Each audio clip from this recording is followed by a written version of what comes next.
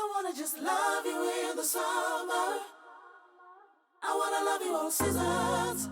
Hello, Transparency Gang. Welcome to Transparency Tuesdays. Today I'm talking about making the indoors fun because what week of the lockdown are we in? So today's episode was inspired by my husband's birthday. We celebrated his birthday a few days ago and I had to be creative because there's nowhere to go. But please take note, what I'm about to share is not strictly for couples. This can be something you do with your siblings or your flatmate, whoever you're doing lockdown with, because it's about human activity. It just so happens that it works for couples. I'm glad this happened because for the longest time I've been talking about how we need to do an indoors picnic and we need to do something either than going to a place for date night or date day or whatever. So now we're put in a corner where we had to make it happen. I settled for an indoor picnic, but I'll be sharing more than just the picnic for this episode. So you can do an indoor picnic, but I just decided to change it a little bit, change of scenery. So I moved it to our intimate balcony, just so we don't have to face the same gray walls that we see day in, day out. And I had been saying also that I wanted us to do a starlit picnic where we gazing at the stars. And yeah, summer came, it left, that never happened. So we had to do it in the winter. I'll start with the menu. So when I was thinking about this, when I was planning it, I quickly went onto the internet to Google what sort of food you bring to a picnic. And, some things were like, okay, and some were like, no, I think not. But then I stopped myself right there because I realized, having a picnic is not about whether a blogger said this is perfect or not. It's for our enjoyment. And more specifically, we're celebrating my husband's birthday. So this had to be something that he thoroughly enjoys. So I scrapped everything that I had seen on the internet and I decided to start getting what he enjoyed. So I'm trying to run a vegetarian household. Yeah. But for the longest time, my husband has been, he's not even hinting anymore. It's just outright saying, can you please come back with Biltong when you do grocery shopping? So I decided, it's his birthday. He deserves the treat. I got Biltong. I got grapes. Yo, guys, my husband loves grapes. I don't know what it is. I think, that love for grapes is great. So I got grapes in there. And as far as peanuts go, I don't understand peanuts without raisins. I don't get it, but that's his favorite kind. So I was like, let's go plain peanuts. Then for myself, as a little reward, I added the berries and the chocolate. What else was on that plate? I think, but everything on that plate was his favorite besides the berries and the chocolate.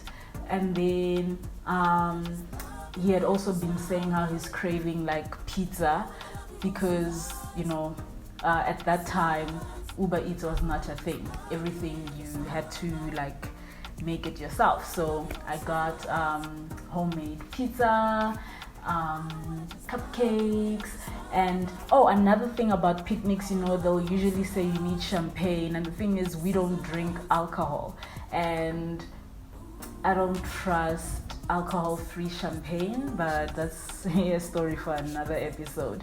So I got orange juice, and the thing about orange juice is that was the drink we used to bond over back when we were at the University of Pretoria. So that also brought a little bit of nostalgia, memories to share, so when you're planning on doing a picnic, I highly advise you to go for things that you actually enjoy eating. Don't buy stuff because it was recommended by so and so. Do you know how many times people recommend olives? And honest, I don't understand that food. Is it a fruit, a veg? What is it? I don't understand it. Then the second thing, location. So like I'd already said, we I keep saying we. I decided to have it on the balcony just to escape our four walls that we see every day, 24 hours a day. And it's scenic. Like, our balcony overlooks the next plot of land, which is vacant. So you just see beautiful green and what are those annoying birds that go ha ha ha ha the whole time? You get to see those. So it was, and there's fresh air, and on that specific day there was sunlight, so it was perfect. And also, we don't have that much when it comes to picnic pillows, so we made do with what we had. I used continental pillows that I used to have back when I was in university, and it worked. What mattered was being comfortable. That's all that matters. Just be comfortable. Imagine like a good looking picnic, but nothing is comfortable and nothing tastes good. Why are you even doing it? The whole point for that picnic was enjoyment. And man, it was so beautiful. Like, we spent longer on the balcony than I thought we would. It went straight into the night. But again, that was perfect because I had said I want to one day have a picnic in the outdoors staring at the skies. And there we were. So for the couples, make this a thing that carries on even after the lockdown. You, especially when you do it with your phones put away, no distractions. It's just you just get to talk, you bond even more, because you can never have arrived in terms of relationship. There's always new things to learn. There's always new way. How can I phrase this? People change. People never stay the same. So you constantly need to learn your husband or your wife. So yeah, let's keep that going. What else can you do? So I come from a family where games were everything. My dad loves gaming. So at home, my parents' home, there's a chessboard, Monopoly, Scrabble, and cards. My dad never got around to teaching me how to play chess, but hopefully after lockdown he'll finally teach me. But everything else we played. So this would be a good time to bring in these board games. And the best thing is that when I go to supermarkets, I see they're actually selling these board games. They're not like alcohol and cigarettes that are banned. The selling off is banned. So get yourself cards, and man, like, just don't do 30 seconds. But everything else is fair play. And bond over these.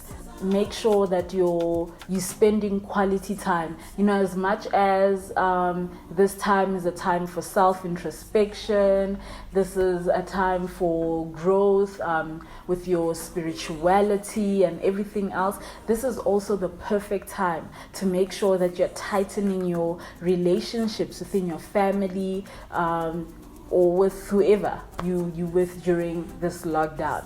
Now, for those who are missing their friends, here's what my friends and I do. So there's an app called House Party.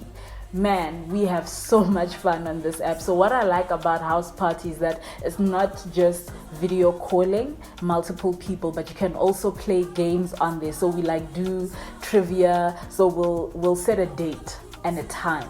Then everyone gets onto the house party, and before we even get to the order of the day, we have a lot of April birthdays, so most of the time we're doing birthday wishes and people blowing their candles. So before we get to the agenda of the meeting, we'd start off by playing a little bit of trivia and all of that, then get to the point. So do that, and it's so fun, and it's so hard to say goodbye. We always say goodbye for 5 minutes, and then we'll start another topic, so do that. Get House Party, get your friends on it, set a date and a time where you guys can just be silly on there, and make it as close as possible to feeling like you guys are right there with each other. It doesn't have to be isolated calls, because when you guys link up, you don't link up, one by one. You do like a group thing. So carry that on through house party, without endangering anyone. But this would not be a Transparency Tuesdays episode if I did not add this in. So it's important that you use this time to make sure that you and your family are growing in your relationship with God together, collectively, not just as individuals. So yes, it's still important that you wake up and do your own devotion and all of that so you can grow personally, because a relationship with God should never be group assignment. It should strictly be you and God. But on top of that, this is an opportune time to start that culture of Bible reading as a family, where everyone is sharing what they learned, maybe when they were doing the devotion, or you start discussing Sunday's word. And maybe you come from a family where everyone goes to a different church, or some go and some don't go, but this is lockdown time. Most churches, well, not most churches, but there are churches that are streaming their services. So stream the church service together. Don't do this thing where you like in your room on your phone streaming, and then someone else is in the kitchen, whatever, someone is watching channel O in the living room. No, stream together and bond over the word of God, and you'll be amazed by the end of this lockdown. If you thought you were tight as a family, you'll find that you're even tighter. And if you're the youngest in your family, don't suffer from an inferiority complex. There's no such thing as I'm too young to teach my parents or my elders anything. So I'm with my younger brother, and even with general knowledge stuff, he'll say something and I'll be like, what's that? You don't know what that is? Okay, let me explain this to you. No one is ever too old to learn from someone younger than them. So make sure that you are not wasting this lockdown daydreaming about the end of lockdown. Looking at the statistics right now, we don't even know when this lockdown is going to end. I think it's France or some other country, they've extended their lockdown to July. So let us use this time to strengthen all our bonds, to strengthen our relationships, to make sure that date night happens, to make sure that we have time where we switch off from the rest of the world so that we can connect as a unit. Thank you for watching. See you next week.